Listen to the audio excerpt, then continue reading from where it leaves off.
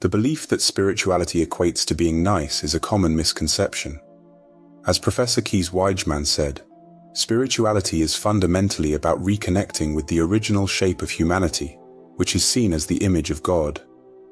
This journey of reformation is oriented around specific molds: the Torah in Judaism, Christ in Christianity, Buddha in Buddhism, Muhammad in Islam, and so on.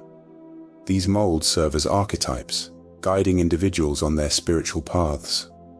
The quest to align with these holy figures often leads us to equate spirituality with embodying their virtues, particularly the virtue of goodness. Thus, spirituality becomes synonymous with being nice.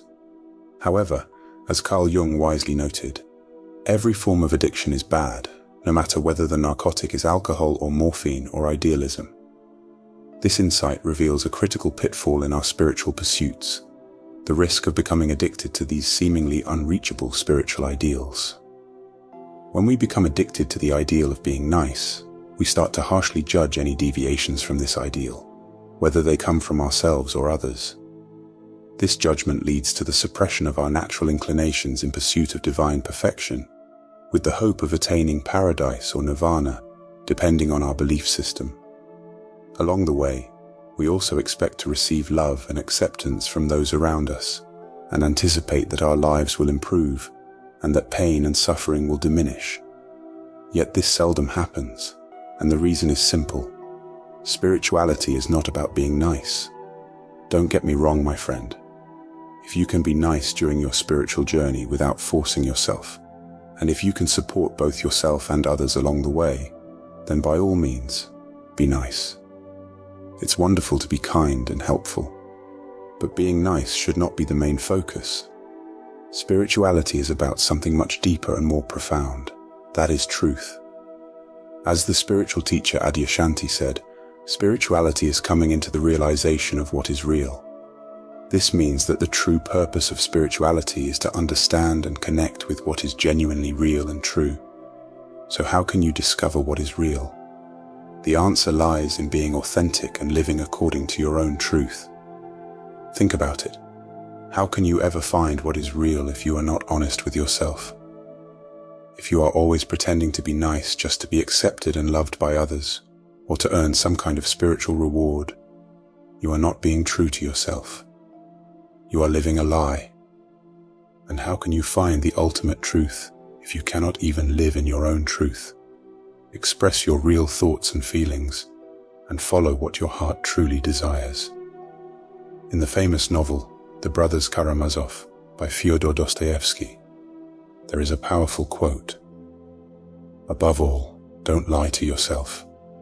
The man who lies to himself and listens to his own lie comes to a point where he cannot distinguish the truth within him or around him, and so loses all respect for himself and for others. And having no respect, he ceases to love." This quote highlights a crucial point. If you lie to yourself, you will eventually lose the ability to recognize the truth, both inside yourself and in the world around you. When you can no longer see the truth, you will lose respect for yourself and for others. And without respect, love becomes impossible.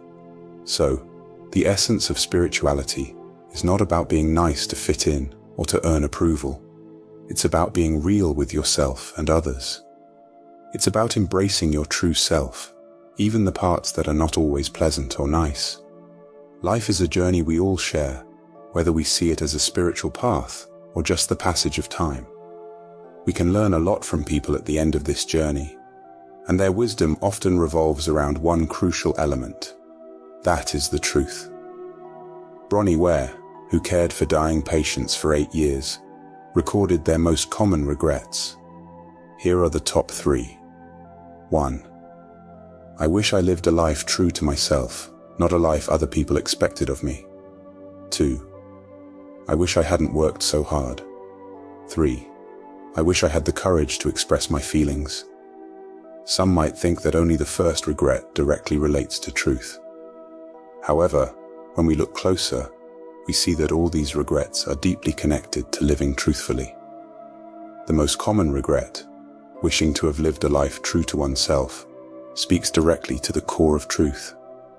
Many people spend their lives trying to meet others' expectations, which can lead to a sense of dissatisfaction and unfulfillment. When we prioritize others' expectations over our own desires and values, we deny our true selves. This regret highlights the importance of authenticity and self-honesty. The second regret, at first glance, working too hard might seem unrelated to the truth. However, the underlying reasons for this regret reveal a deeper connection. Many people work excessively hard to gain acceptance, admiration, and love. Society often values hard work, and people may overwork to prove their worth or avoid facing uncomfortable truths about their lives. If someone genuinely loves their work, this regret might not apply. The issue arises when people work hard to conform to societal expectations or to avoid deeper truths within themselves. The third regret, wishing to have had the courage to express feelings, is also closely tied to truth. Many people hide their true emotions out of fear of vulnerability or rejection. They engage in superficial conversations and avoid discussing what truly matters to them. This fear of expressing true feelings creates a barrier between themselves and others, leading to isolation and loneliness. When we fail to share our genuine emotions, we are not living in alignment with our true selves. Throughout life, people often wear masks to fit in and appear socially acceptable. These masks hide their true feelings, desires, and struggles. By pretending that everything is fine, people miss the chance to connect deeply with others and themselves. This constant acting can be exhausting and alienating, preventing genuine relationships and self-awareness. The desire to protect oneself from rejection and loneliness can lead to behaviors that ultimately cause isolation. When people hide their true selves to avoid being vulnerable, they create distance in their relationships. This isolation is paradoxical, because the very actions meant to protect them from being alone actually result in greater loneliness and alienation. In conversations about spirituality and religion, people often focus on being nice and conforming to expectations. They strive to meet perfection rather than exploring and expressing their own truths. This can lead to a superficial understanding of spirituality, where the focus is more on outward behavior than on inner truth and authenticity. Leo Tolstoy once said, "Truth is like gold, obtained by washing away all that is not gold."